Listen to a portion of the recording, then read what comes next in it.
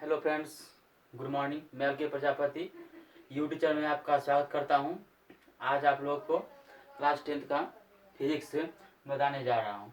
जो टॉपिक है कि अवतल दर्पण द्वारा बना प्रतिबिंब के निर्माण के बारे में आज हम लोग पढ़ेंगे। तो अवतल दर्पण और उत्तल दर्पण दोनों पढ़ेंगे। तो प्रतिबिंब का निर्माण कैसे होगा, एग्जाम में एक क्वेश्चन पूछने की संभावना रहती है। ठीक है, आप लोग ध्यान से पढ़ेंगे, यहाँ देखेंगे आप लोग।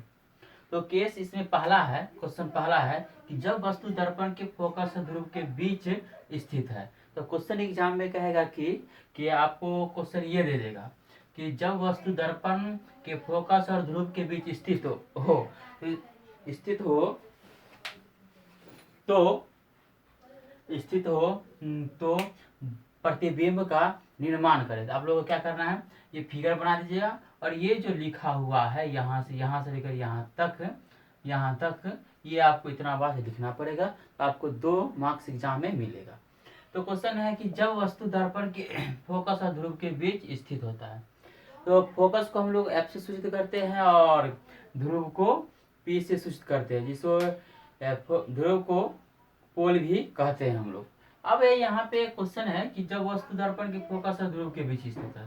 तो ये तो फोकस है हमारा और ये क्या है, ध्रुव है।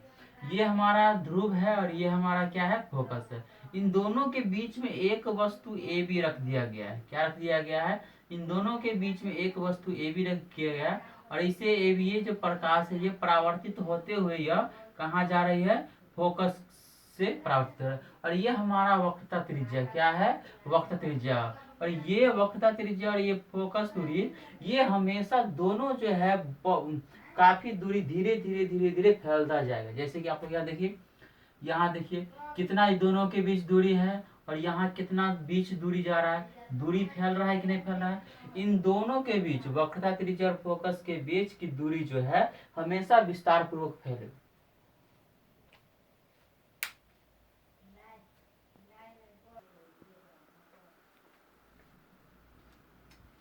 ये जो ध्रुव और फोकस के बीच वस्तु ए बी को रखा गया है। ठीक है, तो प्रतिबिंब जो है, आप यहाँ ध्यान दीजिएगा कि ये वक्रता केंद्र और ये फोकस यहाँ और यहाँ की दोनों की डिस्टेंस यानी कि दूरी, बीच की दूरी, यहाँ दूरी, यहाँ दूरी, यहाँ दूरी, यहाँ दूरी।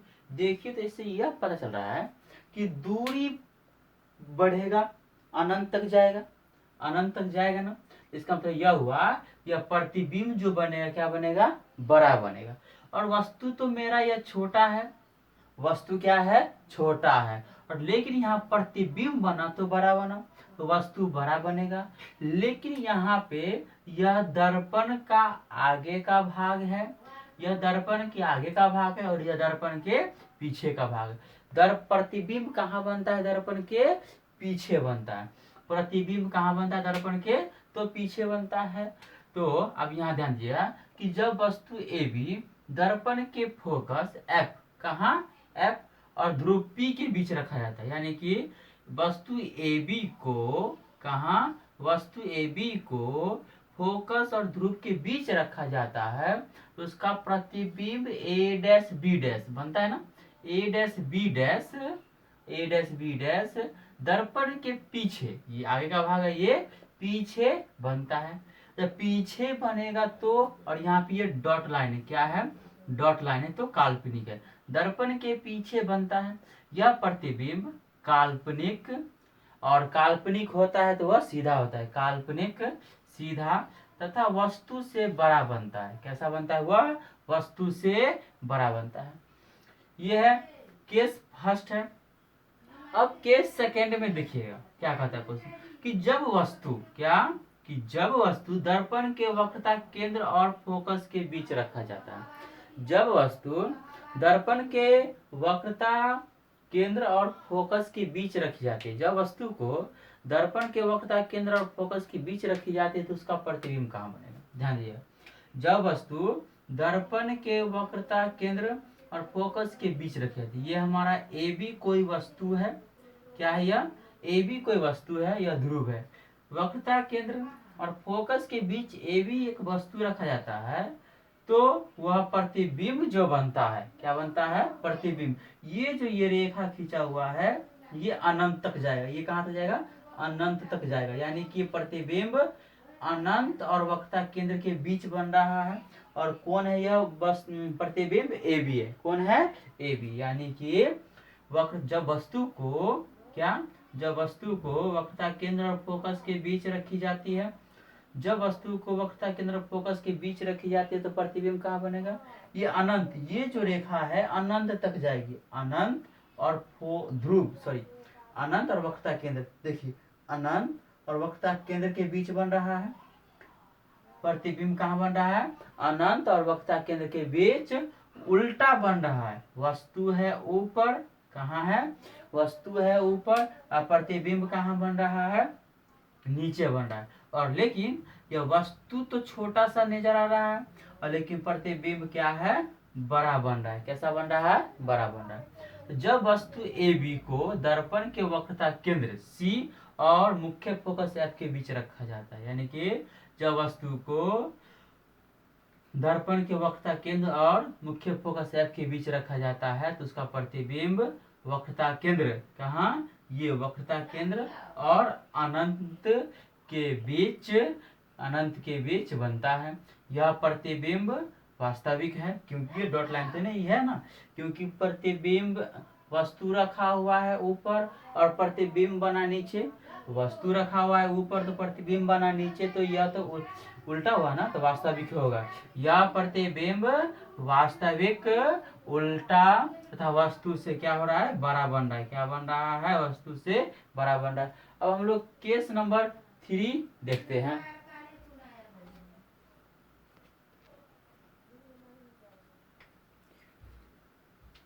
केस नंबर 3, जब वस्तु दर्पण के फोकस पर रखी जाती है, कहाँ रखी जाती है, जब वस्तु को दर्पण के फोकस पर रखी जाती है तो उसका प्रतिबिंब कहाँ बनता है, उसके बारे में जानते हैं। जब वस्तु को दर्पण के फोकस पर रखी जाती है तो उसका जो प्रतिबिंब है ये अनंत है। क्या है, ये अनंत पर जाकर के बनती है। कहाँ बनती है, अनंत पर बनती है। ये देखिए ये है, ये अनंत है, इसी अनंत पे जाके बनती है। जब वस्तु को, जब वस्तु दर्पण के फोकस पर रखी जाती है तो उसका प्रतिबिंब कहाँ बनता है, अनंत पर जाकर बनती है और वह वास्तविक होगा। क्या होगा, वास्तविक, और वह उल्टा बनता है। कैसा बनता है, उल्टा बनता है। ये जो है उल्टा बन रहा है। जब वस्तु एफ ए दर्पण के फोकस, एफ ए दर्पण के फोकस एफ पर रखा जाता है, कहाँ रखा जाता है, एफ पर रखा जाता है, तो प्रतिबिंब अनंत पर वास्तविक, उल्टा तथा वस्तु से बड़ा बनता है। कैसा बनता है, वास्तविक, उल्टा तथा वस्तु से बड़ा बनता है। अब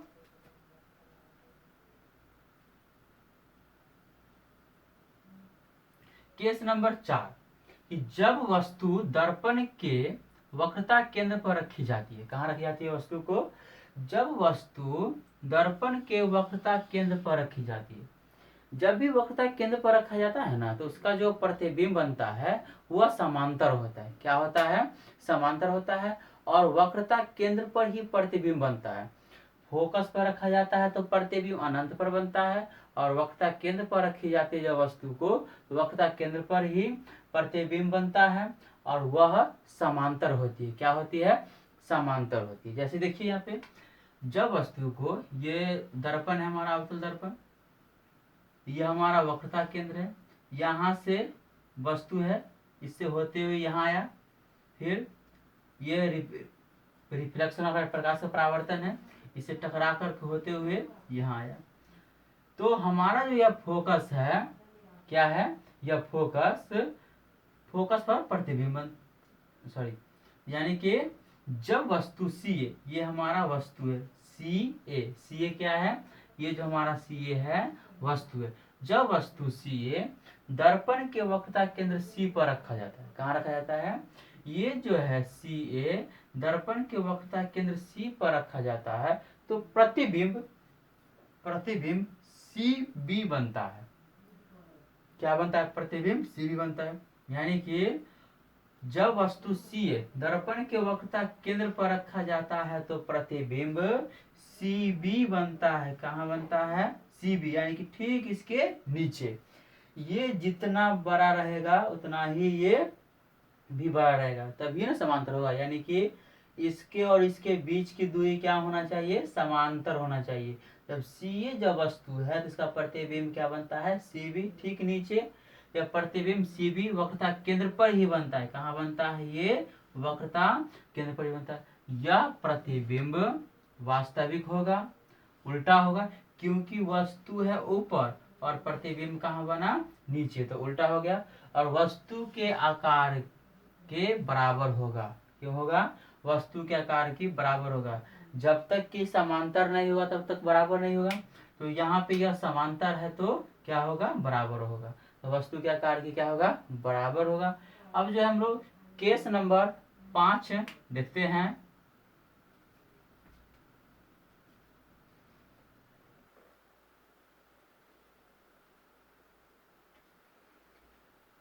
केस नंबर 5 है कि जब वस्तु अनंत और वक्रता केंद्र के बीच रखी जाती है। कहाँ रखी जाती है? जब वस्तु को अनंत, ये जो है ये प्रधान अक्ष है, ये मेरा क्या है? प्रधान अक्ष। इसी को हम अनंत बोलते हैं। इसको जहां तक बढ़ाना होगा वहां बढ़ा सकते हैं। एरो ऐसे देंगे। ऐसे देने का मतलब यह हुआ कि जहां तक मर्जी हो वहां तक हम लोग बढ़ा सकते हैं। क्वेश्चन है कि जब वस्तु अनंत, ये अनंत और दर्पण के वक्रता केंद्र, कहाँ? वक्रता केंद्र, इन दोनों के बीच स्थित है। अनंत और वक्रता केंद्र के बीच कौन वस्तु स्थित है? ए भी एक वस्तु को इस प्रकार रखा गया है कि उसका प्रतिबिंब ए डैश बी डैश, क्या? ए डैश बी डैश वक्रता केंद्र सी और मुख्य फोकस एफ के बीच बनता है। वक्रता केंद्र सी और मुख्य फोकस एफ के बीच बनता है। और यह प्रतिबिंब जो है वस्तु से छोटा होगा। क्या होगा? वस्तु से छोटा, वास्तविक होगा और वस्तु से छोटा होगा। क्योंकि यह जो प्रतिबिंब है बड़ा है और यह प्रतिबिंब कैसा है? छोटा है। क्योंकि वस्तु कितना बड़ा? यहाँ बड़ा है और यह वस्तु क्या है? छोटा है। जब वस्तु ए बी अवतल दर्पण के वक्रता केंद्र सी और मुख्य फोकस, सॉरी, जब वस्तु अवतल दर्पण के वक्रता केंद्र सी और अनंत के बीच रखी जाती है। कहाँ रखी जाती है? अनंत के बीच रखी जाती है तो प्रतिबिंब ए डैश बी डैश, तो प्रतिबिंब ए डैश बी डैश वक्रता केंद्र सी और मुख्य फोकस एफ के बीच बनता है। वक्रता केंद्र सी और मुख्य फोकस एफ के बीच बनता है। यह प्रतिबिंब वास्तविक होगा, उल्टा होगा और वस्तु से क्या होगा? छोटा बनेगा। क्या बनेगा? वस्तु से छोटा। आपको इतना लिख दीजिएगा तो आपको एग्जाम में 2 मार्क्स मिल जाएगा। ये तो हो गया अवतल दर्पण द्वारा बना प्रतिबिंब। अब हम लोग उत्तल दर्पण द्वारा बना प्रतिबिंब के बारे में पढ़ते हैं। अब हम लोग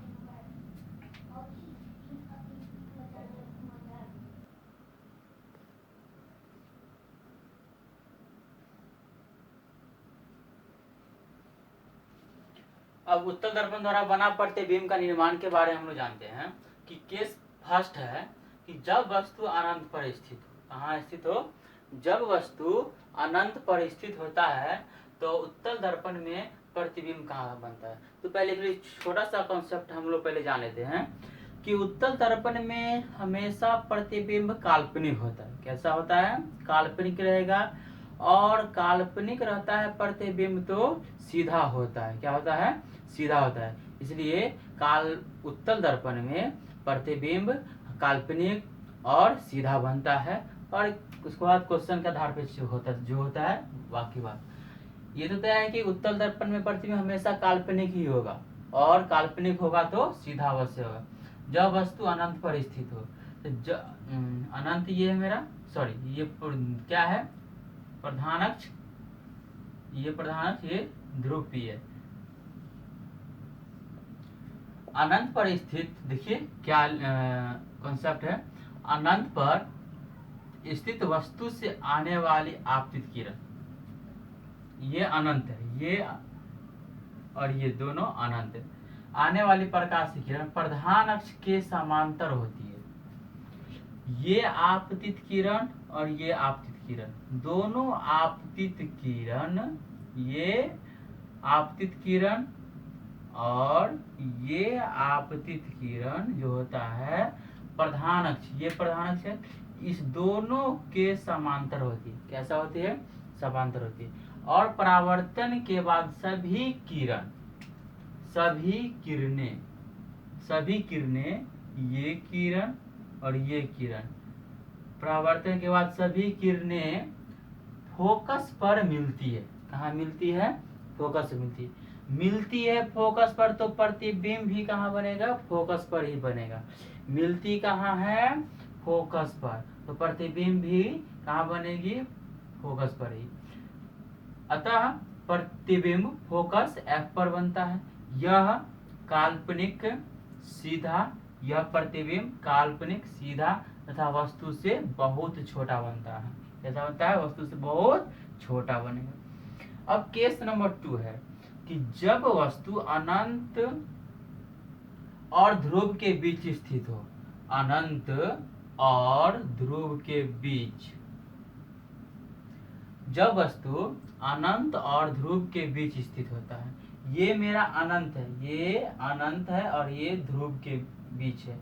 ये अनंत और ध्रुव के बीच में एक वस्तु AB है। कैसा है? कौन वस्तु है? एक वस्तु AB। ध्रुव P और अनंत के बीच में एक वस्तु AB है। कहाँ? क्या है? AB है।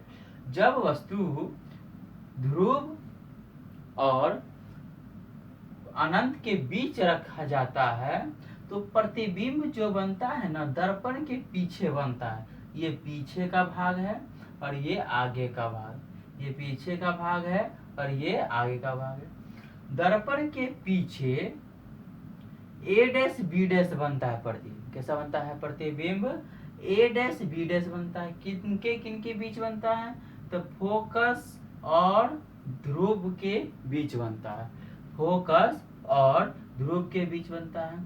जब पीछे बना है और उत्तल दर्पण है तो काल्पनिक होगा, तो प्रतिबिंब काल्पनिक है, और काल्पनिक प्रतिबिंब बनता है तो वह सीधा अवश्य होता है। ठीक है, तो सीधा होता है। और ये वस्तु देखिए आप लोग, ये वस्तु तो बड़ा है लेकिन यहाँ प्रतिबिंब कैसा बना है? छोटा बना है। यह प्रतिबिंब काल्पनिक सीधा और वस्तु से क्या होगा? छोटा होगा। देखिए, जब वस्तु AB दर्पण के प्रधान अक्ष पर अनंत और ध्रुव के बीच रखी जाती है। किसके बीच रखी जाती है? अनंत और ध्रुव। ये अनंत और ध्रुव के बीच एक वस्तु AB को इस प्रकार रखा जाता है कि प्रतिबिंब A'-B' दर्पण के पीछे, प्रतिबिंब A'-B' दर्पण के पीछे फोकस F और फोकस F और ध्रुव P के बीच बनता है। यह प्रतिबिंब काल्पनिक होगा, सीधा होगा तथा वस्तु से कैसा बनेगा? छोटा बनता है। ठीक है, तो अवतल और उत्तल दर्पण द्वारा बना प्रतिबिंब के बारे में कॉन्सेप्ट हम लोग जाने हैं। वीडियो अच्छा लगा होगा तो लाइक एंड शेयर सब्सक्राइब कर दीजिए आप लोग। Thank you.